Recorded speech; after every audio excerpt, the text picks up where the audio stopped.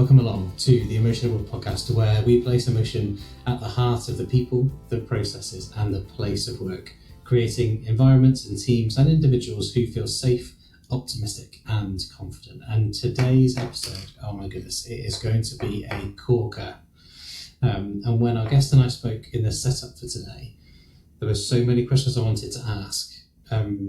And I deliberately said, I don't want to ask you these questions because I want the listener to hear it firsthand, rather than kind of us have the conversation off air and then sort of repeat it. So I've tried to hold the integrity of an authentic conversation for you, fair listener. So our guest today then, our guest is a human resources professional with over 20 years experience. One of her greatest joys is inspiring others to reach their highest level of achievement. And that's why she's so passionate about helping small business owners create HR systems and policies which support the whole company. And she's also well known and always down for having a good conversation about real success or failure, and the joy of a well-lived life. And so it is an absolute pleasure to welcome to the Emotion at Work podcast, Dr. Tiffany Slater. Hi, Tiffany. How are you? I'm great. Thank you so much. I'm excited to have this conversation with you today. Good. I'm glad to hear it because I'm equally excited to have it with you as well. And I think for our listeners as well, I think it's going to be a really great listen. So yeah, looking forward to it. And as always with the Emotion at Work podcast, we begin with an unexpected yet innocuous question. And so my unexpected yet innocuous question today is, what is a meal that you enjoy cooking? A meal that I enjoy cooking. Well, I will say I enjoy cooking in general, but I think the meal I enjoy cooking the most is probably breakfast because my family loves breakfast. So pancakes, eggs, hash browns, turkey bacon, regular bacon, all the fixings. And then there's a dish that we cook. It's really simple. It's biscuits cut up and with cinnamon sugar and all of that. It's called monkey bread or pull apart bread. It's really, really good. And so we'll have that as well. So I enjoy that most because my family enjoys it the most. Okay. And is breakfast like is that an everybody together at the table thing? For the most part, we usually eat breakfast together. Dinner is a little bit of a hodgepodge. Everybody goes their own way. They're doing homework or they're watching a football game, and it's at the end of the day. But breakfast, when we come together on the Saturday or Sunday morning, we typically eat together. Oh, I love that. I would say if there's one meal a day that we would typically eat together, it'd probably be the evening meal. And because we're in the UK, like the evening meal could be dinner, it could be tea, it could be supper. It depends on who you're asking and what time of day it is. So I'll just go for the evening meal. So the evening meal is probably the one that we spend, that we're all together most consistently, I would say. On a weekend, we do make a particular effort to get together for breakfast. And my son's breakfast of choice is pancakes. And on top of those pancakes, though, he will put both Nutella, so like the hazelnut sort of chocolate spread, and sugar. So, there's not enough sugar in the hazelnut spread already, and then he just puts more sugar on the top. That's his go-to breakfast of choice, which just blows my mind. And we have to make sure that we then take him out for a run or something later on in the day, just so we can burn through all of the sugar. Yes. All of the sugar that he's consumed at breakfast. I think one of my favourite meals to cook, at the moment anyway, I'm really enjoying sort of making my own spice mixes. So rather than buying like a pre-prepared mix for like a chili con carne or something for a curry or something like that, and I've sort of perfected what I really like it in a lamb rogan josh. So it's got all the classic spices that you would want for a lamb rogan josh. So it's got some cumin, it's got some coriander, it's got some saffron, it's got some cardamom, quite a lot of cardamom. I do like cardamom. And then I just kind of put a few other tweaks around the edge. So I put a bit of fenugreek seed in as well, because I think fenugreek seed is absolutely delicious. And then and I just like and it's really I love it because it's really simple but so fragrant, because it goes in the slow cooker for like 10 hours. So it's first thing in the morning, meat in, vegetables in, spices in, tin of tomatoes in, mix it all together and just leave it alone all day. And then slowly the day slowly through the day, the house just gets more and more fragrant of the food. So by the time we get to the evening, everyone's like, I'm so hungry, give me food now. It sounds delicious. Yeah, I really like it. And Yeah. to so much so that when my eldest, we were just talking before we recorded, my eldest has just gone to university in the UK, college in the US, and she asked if she could take the spice mixes with her. So I've done like little mini mixes for her to take while she's away. And when I saw her last week, she was telling me that she cooks her own chili con carne, and people came down and they were like, that smells lovely. Who's making that? Who's making that? She's like, oh yeah, that's just me. That's just me making a chili. There's nothing to see here. Move along. That's awesome. That's awesome. It's rare that you hear about college students actually wanting to cook. Yeah. I'm sure Grace just told me the story that I needed to hear. I'm sure there are other stories of pizzas and takeaways and various other things.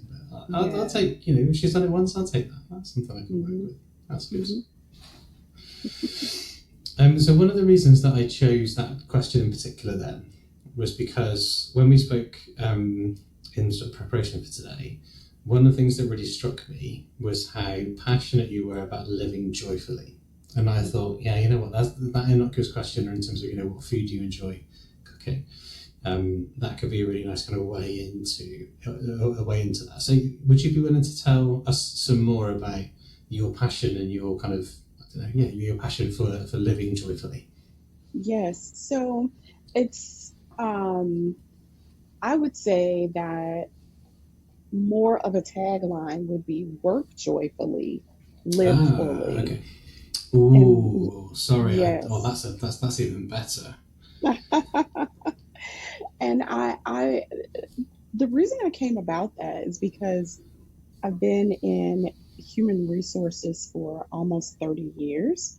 And sort of the last several years in my career, when I was working for someone else, I did not find work to be joyful at all. As a matter of fact, I was very miserable. And that led over into my personal life, where I Okay. didn't have time to see my children before they went to bed at night, or I didn't see their faces, in the morning when they woke up because I was already gone. On the Hmm. weekends, I was so exhausted. I didn't have anything to give them. All I could do was sleep. And so I wasn't able to live my life to its fullest either. And so Yeah. I was just not a happy person.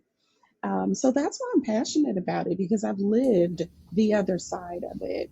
And I do believe that we all deserve to have work that brings us joy. And Hmm. I, believe that it allows room for us to live fully.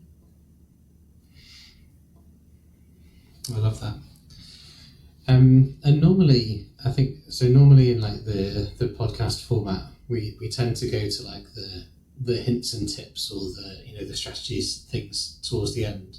And I'm wondering if actually we might be able to get into something quite quickly here. So what I think I've heard from what you described then is a situation where you're working and there's no joy in that for you. So it's not a joyful experience, which is then impacting your ability to live your life fully. The examples that you gave, not necessarily seeing your children before you go to work, or not being there to put them to bed when you get home. And I don't know, in my head anyway, maybe I'm over dramatizing it, but it feels like quite a brave thing to do, to then stop doing that and to do something that does maybe bring you that ability to work joyfully and live fully. And so how did that decision feel for you when you made that call to actually, I'm just not going to do this anymore, I'm going to do something different? How did that feel, and what helped you make that call or make that decision? Well, it was honestly, So it was a spiritual decision for me. Okay. I believe that entrepreneurship for me is a spiritual walk or a faith walk, Mm. because every single day I have to trust God to provide for me. And I missed that when I was working for someone else, Okay. because it was true then too, but I did Mm. not recognize that because I was so caught up in my misery that I couldn't see that still in the midst of it, God was still sustaining me.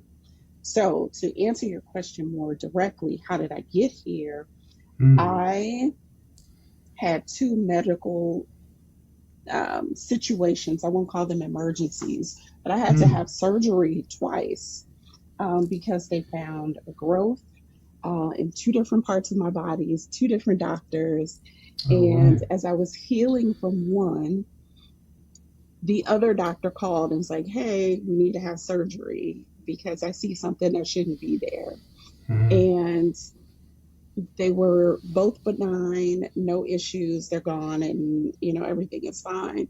But I realized, okay, that happened for a reason. Mm. That was my body responding to stress.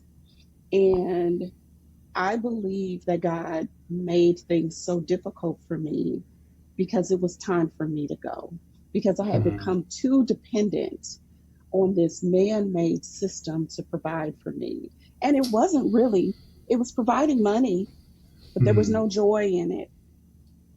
There was nothing that made me smile in that work anymore. Yeah.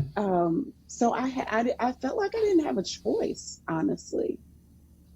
I did not have a choice. And yes, Mm. it was scary because my husband at that time had his own business and he was building it. Okay. And so I was the breadwinner. And I went to him and said, "I'm not going back. I'm going to finish this contract Mm. and I'm not going back after this. So I don't know what you're going to be doing, but I'm not going to be doing that." So, yes. So that's Yeah. how I got here. Wow. What would what would be or what might be sort of one of the lessons or the takeaways that you have for that time? So one absolutely is your faith and having that spiritual support for what it is that you're doing. And what else or what more would be something that yeah sort of you're taking from that experience of when you made that decision, you went on that entrepreneurial journey to where you are now as a doctor and the successful CEO of HR TaylorMade. So Mhm. yeah. So I would say that faith is probably 75% of it for me, right? Mm. Um, for me. Yeah. And I know that that is likely not the same for a lot of people, but that is how it worked out for me. But besides that, you also have to have belief in yourself. You Mm. have to know that you already have the skills that you need to be successful at something, Mm. because you've been doing it already for someone else. And in order to move on to a new job or running your own business, you still have to be confident in the skills that you are bringing to the table, regardless of the situation. Mm. So there's so many people that are not confident in their skills and what they know and how they do things, and do I know enough? Do I need to go back to school? The point is, you need to keep moving forward. You need to have enough faith in yourself with what you know right now to Mm. make a move. Yes, it's scary, but Mm. I bet that they've done something else that was scarier and harder. And so I often remind myself when there is something going on that is scary, or like I've not done it before, I'm not sure about it, I often remind myself, you've done harder things. Mm. You have done harder things. And I don't know why it works, but it pushes me through to keep on moving. Mm. And I think so that so what I'm hearing in there is the noticing or the appreciation or the cataloguing of those experiences that you've had in the past and how you are with them now. So I've been running emotional work now for 14 years. It'll be 15 years next year. And I was an unwilling entrepreneur. So I didn't want to set, I didn't want to run my business, didn't want to do anything. I'd had moments where I'd brought people into my company as like consultants or facilitators, and then I looked at the invoices that they would raise and go, really? I can earn that much money? Really? Not necessarily appreciating that, you don't earn that every single day that you work, but for me it happened in the middle of a recession. So we had the financial crisis in 2008, and then we got to 2011 and I was made redundant. There was literally no jobs. I think I had one interview for one role that wasn't a role that actually existed. They were just like, oh yeah, we really wanted to meet you because we liked your CV and we just wanted to meet you to see if you were as good as your CV said. And we'll keep you on file if a job comes up. And I was like, well, why are you bringing me in for an interview? Like, if there's no job, why are you interviewing me anyway? But anyway, so there was that. And then there was another interview that I had that I messed up. I misinterpreted one of the activities and I just did it wrong. And there was literally nothing else for like 6 months. I was like, right, I said to my wife, we're just going to have to do it. And that belief in my ability to be successful, and the faith that it would be okay, and everything would be all right. For the first year was quite hard to come by, but with every passing week, every passing month, and when we then started to actually bring in some money, it was those experiences. I kept a really close record of all the things that we achieved, so that when it felt hard and it felt difficult, and I was like, where's it going to come from? Where's it going to work?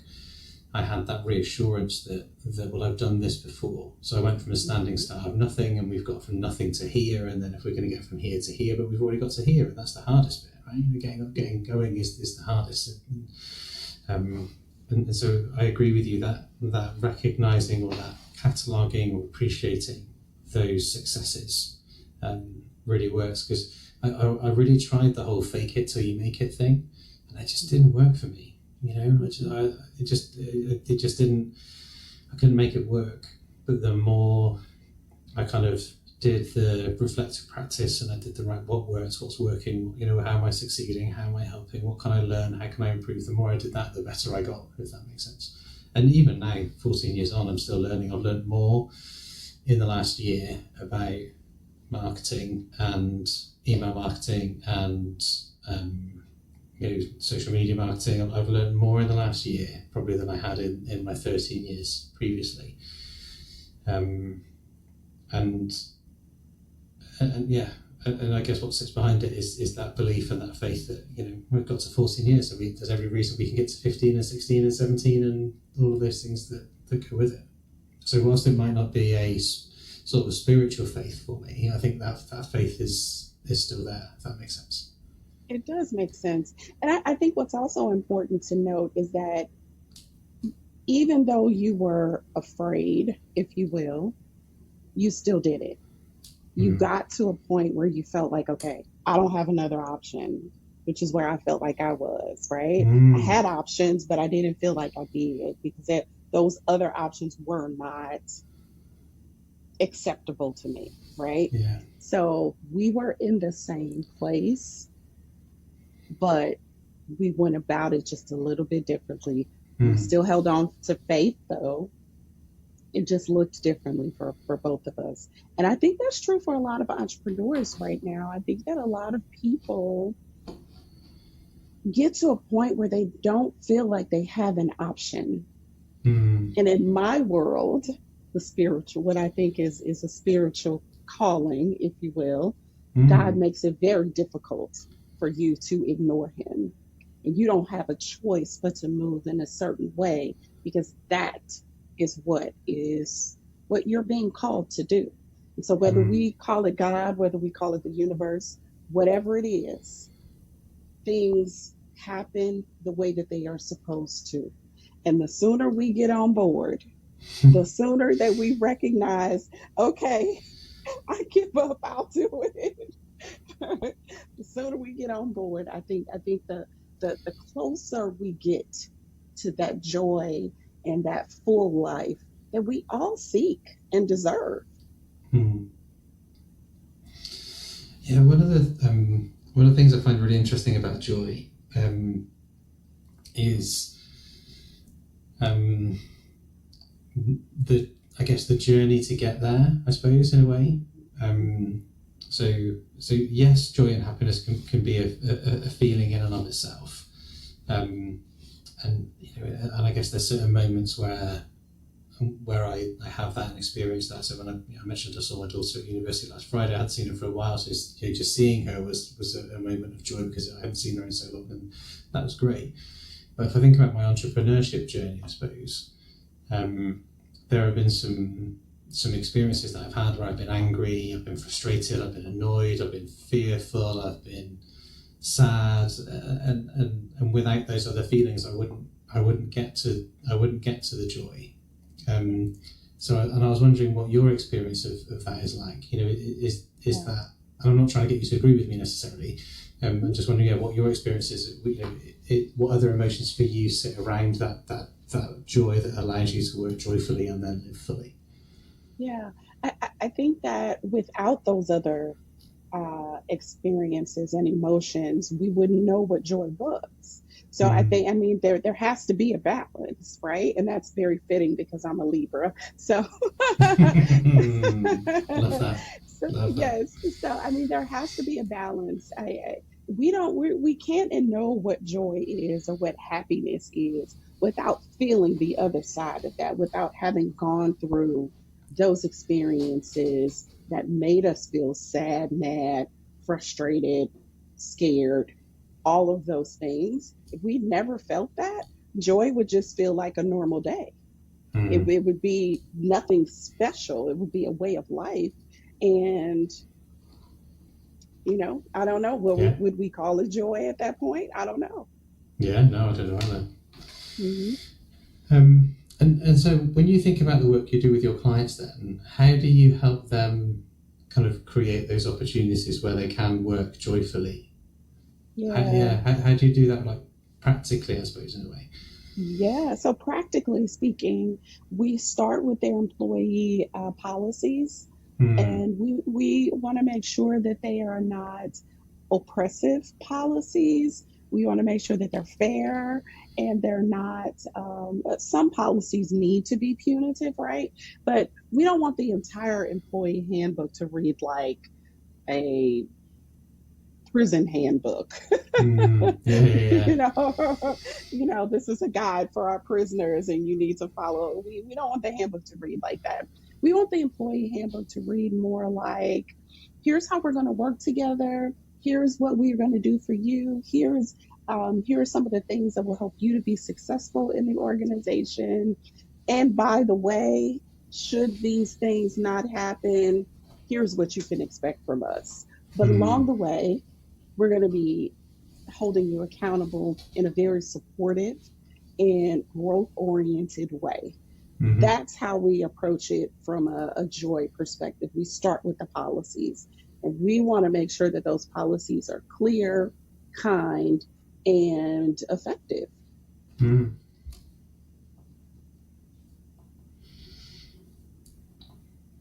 So, I like the middle one of those three: clear, kind, Mhm. and effective. So, what does kind mean for you?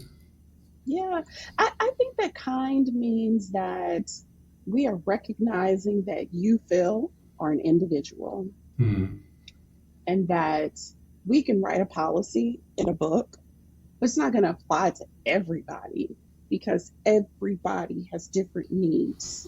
Phil's going to show up differently than Tiffany, Hmm. and Phil may be supporting aging parents, which will require him to leave work early 30 minutes every day because he has to take them somewhere, right? Mm. Tiffany may be a single person, and getting to the gym every morning may be important to her. So she comes in 30 minutes late. So a kind policy allows for team members to have flexibility around their schedule so that they can do the things that brings them joy or that allow them to live their life.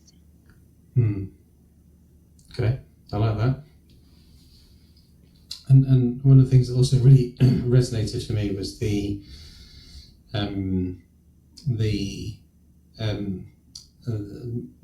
both areas of we will hold you to account, and we'll do that in a really supportive and I want to say growthful, but I don't think that's even a word.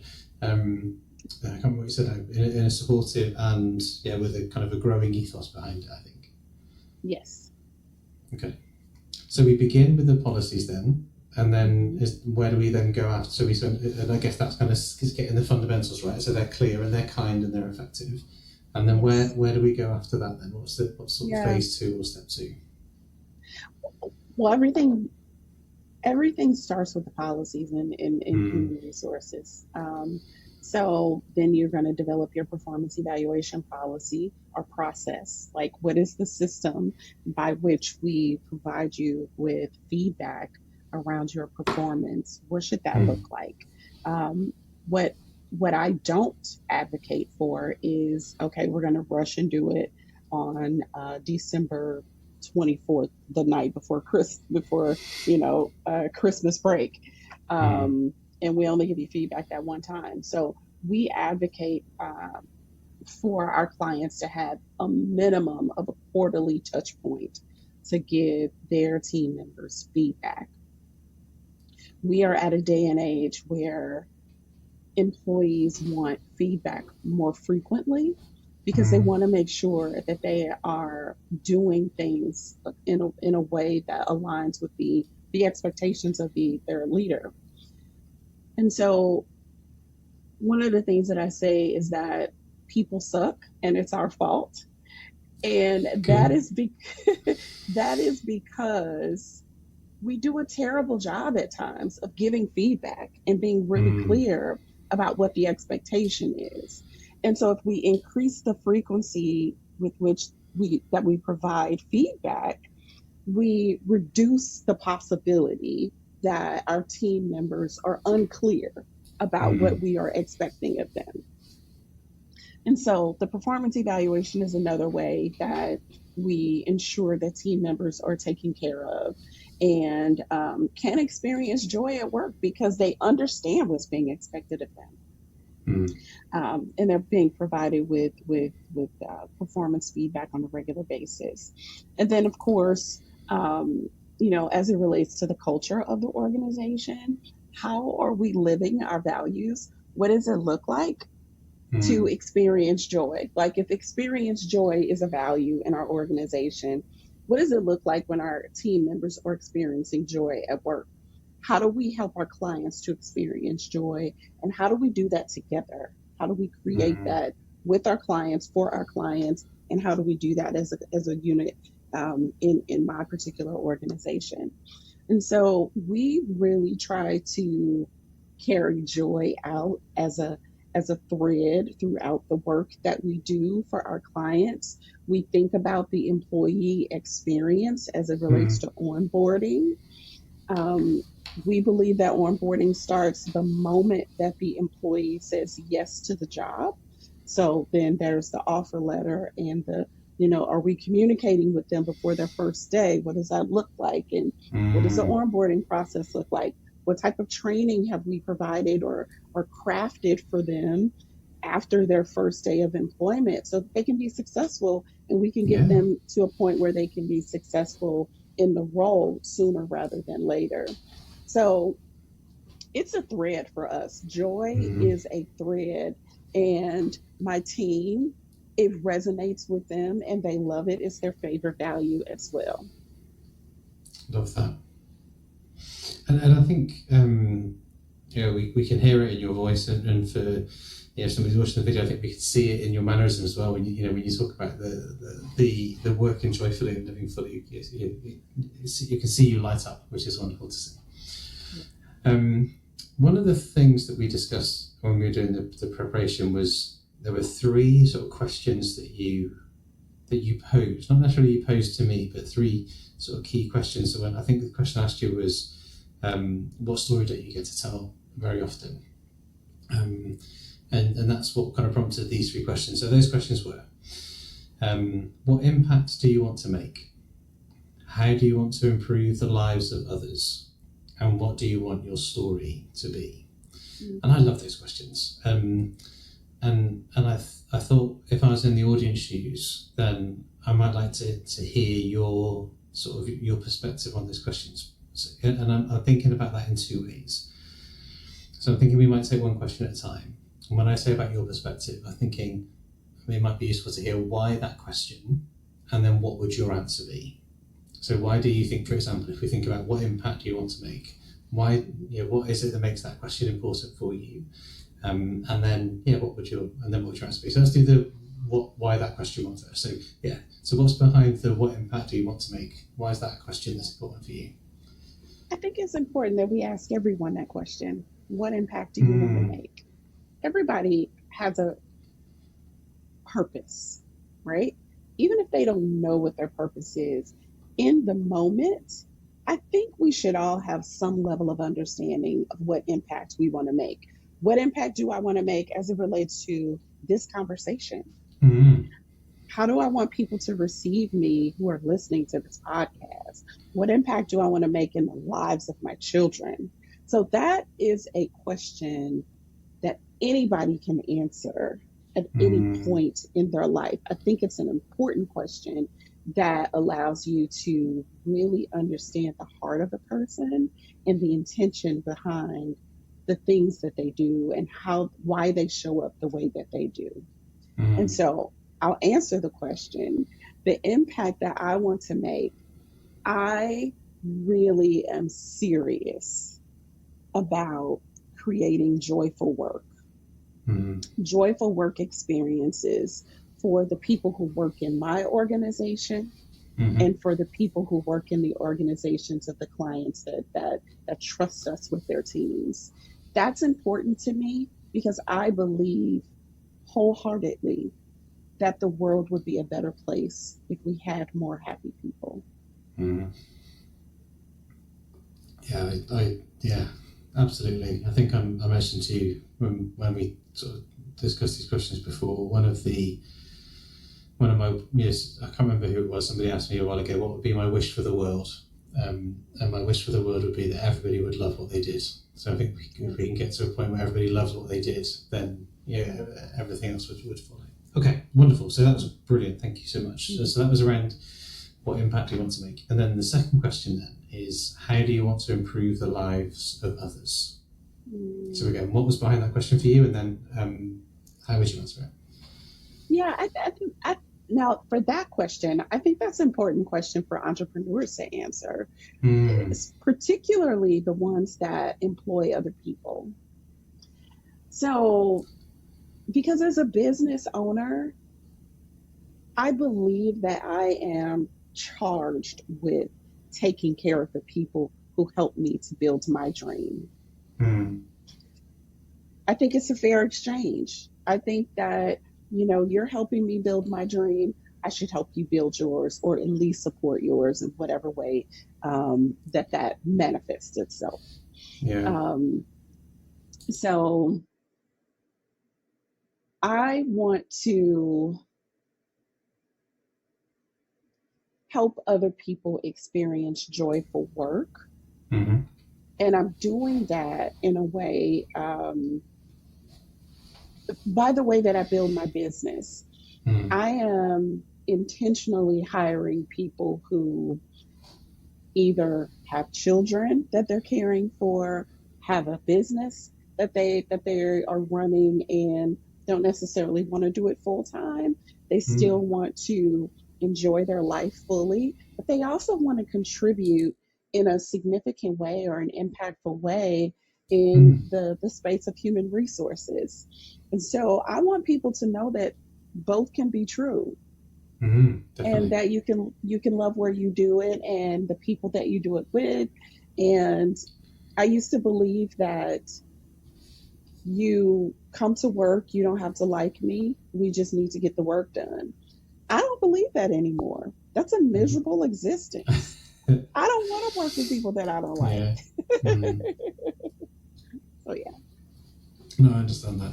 And I think yeah, the when I had when I had a team working with and around me, you know, one of the questions that I would often ask is, you know, how can I help you, do the work that you really want to do? You know, is there work that you're doing in the minute that just like sucks all of the joy out of your day, or that you just really despise doing? And how can we, either look at that work differently, or actually can we look at that work and say, do we need it? Do we actually need to do it at all? Or, how can we reimagine that so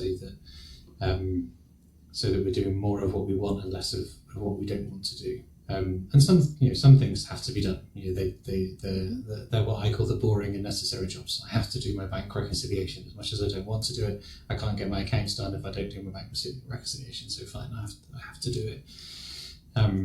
But that doesn't mean that it's a task that has to be done. It doesn't necessarily have to be me that does it. There might be somebody who actually really loves doing that. They've really got great attention to detail, and they love the specifics and the matching and the allocation and the filing of the receipts that go along with the expenses and all of that. They love all of that stuff because it's all organised and ready and so on. And I just, I find those things more difficult to do than not my natural go-to things. Okay. And I like the distinction that you made there in terms of what impact you want to have is a question can be a question for everybody. How do you want to improve the lives of others could be a question for everybody. And I think your distinction to say, particularly for entrepreneurs that you work with, then because you're charged with the lives of those that are working with you. And your third question then was, what do you want your story to be? And I really like that question as well. So again, what's behind that question for you, and what would your answer be? Yeah, again, I think that question really gets at the heart of who we are Mm-hmm. and what's important to us. And it's a legacy question, right? It's what do I want to leave behind, basically? How do I want people to remember me? And I think that if we really want to know people, that's a question we ask. If I Mm-hmm. really want to know who you are, I want to know, what's important for you, what are you working towards, and what legacy do you want to leave? I also think it's important to know that if you care about somebody, because then you know how you can perhaps help them, how Mm-hmm. you can support their efforts towards this not necessarily a higher calling, but Yeah. their efforts towards, their legacy. Um, and so the story that I want to tell, or that I want told about me, I guess you could Yeah. say, Yeah. is that she brought us joy. She was kind, Mm-hmm. and she made me a better leader.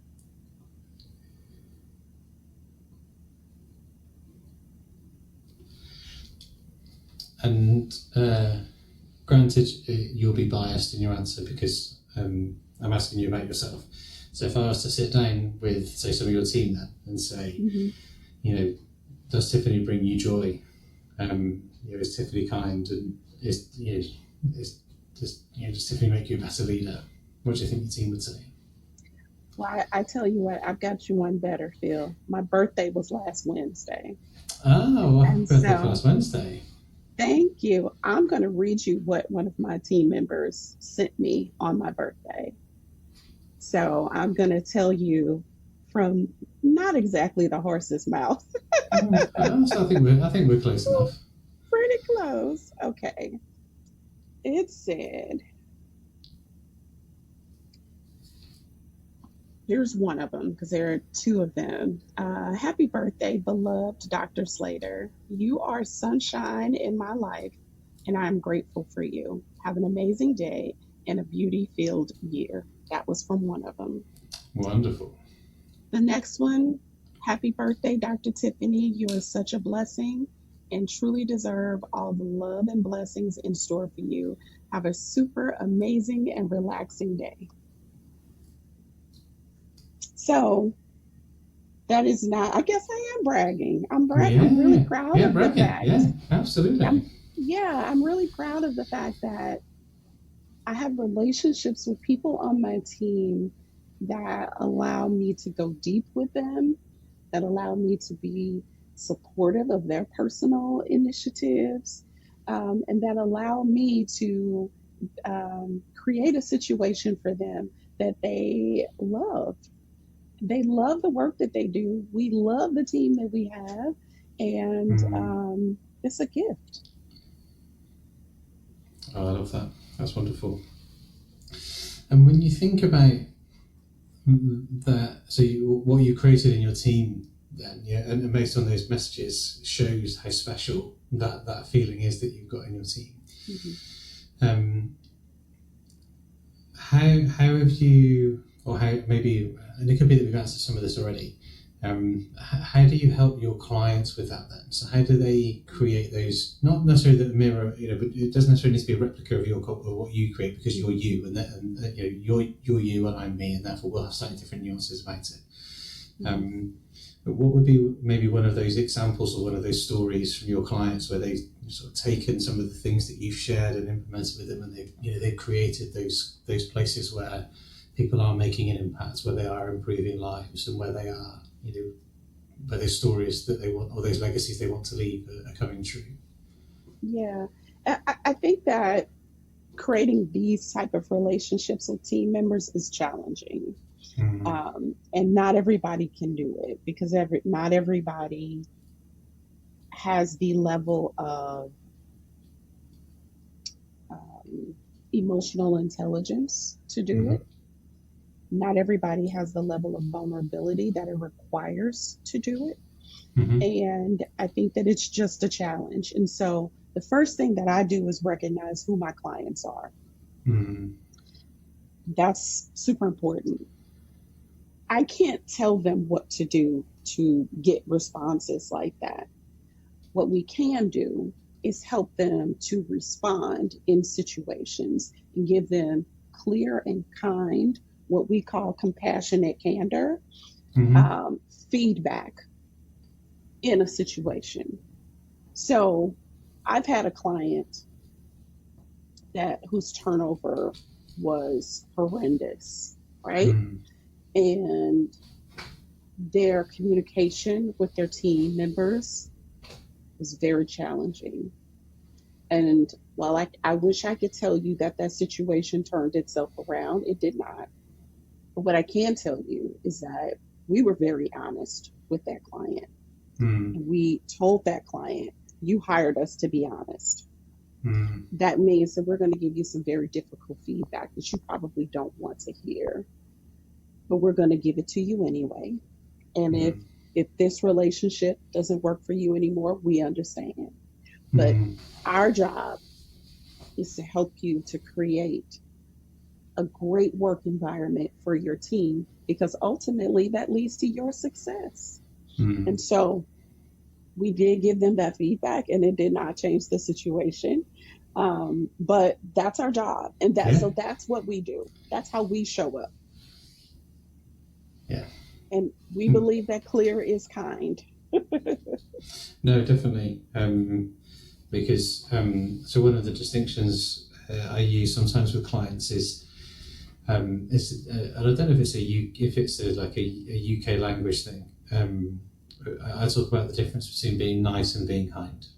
Mm-hmm. So being nice is where, for example, you might say to that client,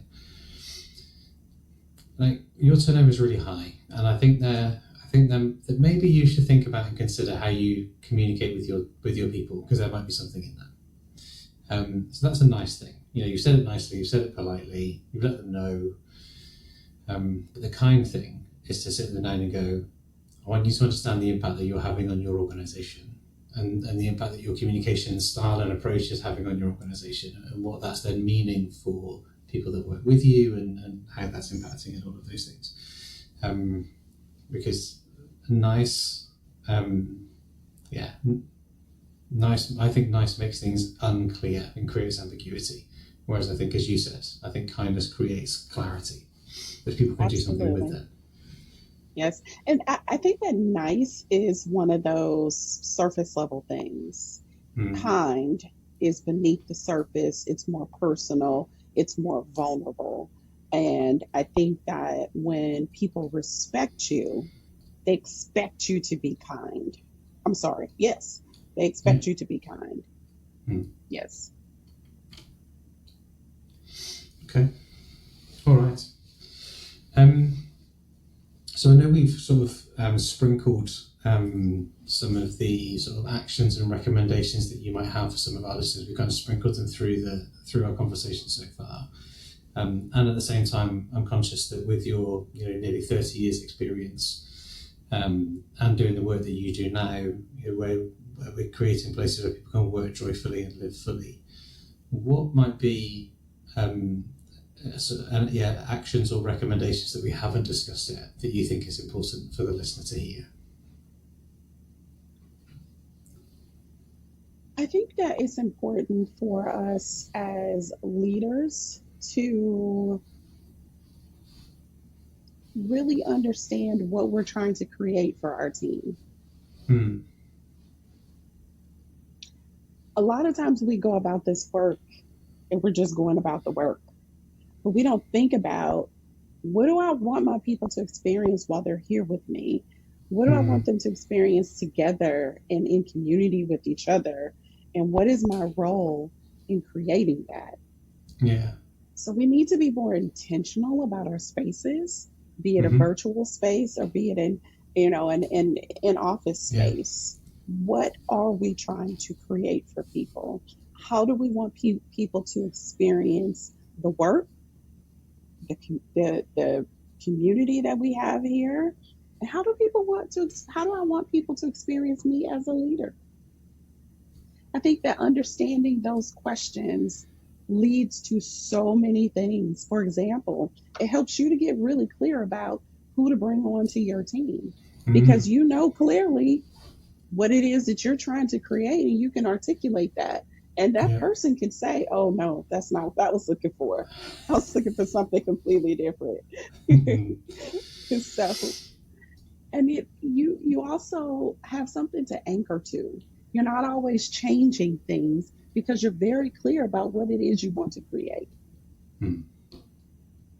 Love that. Love that. And is there something else then? Something else or something more that, from an actions and recommendations point of view, that you would like the listeners to hear? I think the last thing that I would say is remember who you are. Mm. Don't let the work change you unless it's changing you for the better.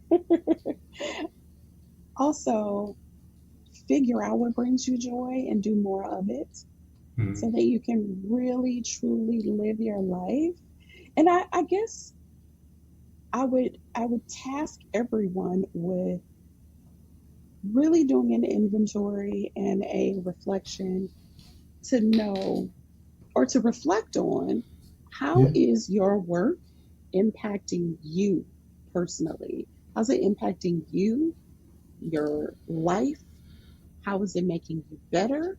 How is it keeping you from being better?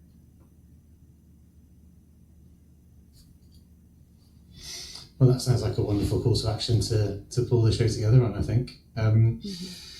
So one of my final questions then, as we kind of pull the podcast to a close, I've got the sort of the two gimmicks of the show. So one gimmick at the beginning is the innocuous question, and then the one that I use at the end is like the segue into the close question, which is what has surprised you over your journey then. So, and I suppose in particular, I'm thinking sort of post the role that you left. So when you got to that point where you're like, I'm miserable, this is impacting my life, I'm not working joyfully, I'm definitely not living fully, I'm going to make this change. What surprised you on the journey that you've been on since making that decision? So I'm really going to try to make this long answer short. But what has Okay. surprised me, what has surprised me is how my life has come full circle and how the cards are my journey was always written. And I Mm-hmm. say that because my parents were entrepreneurs. My aunt and uncle were entrepreneurs. My aunt, that I spent a lot of time with as a kid, was an entrepreneur. So Mm. I've been surrounded by entrepreneurs my entire life. When I was in college, my undergrad degree, I was working on business administration, and I specialized in entrepreneurship because I didn't know what I wanted to do as it related to Okay. business. Yeah, I yeah. took human resources classes my last year, fell in love with them, and changed my specialty to human resources. And so, full circle, here I am now owning Mm-hmm. my own business, doing HR work. You could not have told me that this is what I would be doing. And Yeah. I love, love, love being a business owner. Oh, that's wonderful. That is fabulous. Um, okay, so if people wanted to get hold of you then, Tiffany, how would they do that? What's a good way for people to get hold of you? Well, it's always easy just to go to our website at hrtailormade.com or reach out to us via email support@hrtailormade.com. And it's HRTAILORMADE.com. Fabulous, wonderful. And what we'll do in the show notes is we'll also put links to your website, and also we'll put that email address in if people want to get hold of you as well. So all that's really left for me to say then is, Tiffany, thank you so much. Is there something else or something more then that you're thinking, feeling, or would like to say before we close? I would just like to say thank you. And my hope for everyone is that you work joyfully and live fully. What a way to end. Perfect. Thank you so much. It's been wonderful to have you on the podcast. Thank you so much, Dr. Tiffany Slater, for being with us today. And yeah, have a wonderful rest of your day, listeners, wherever you are. Fabulous. Thank you. That was a good conversation.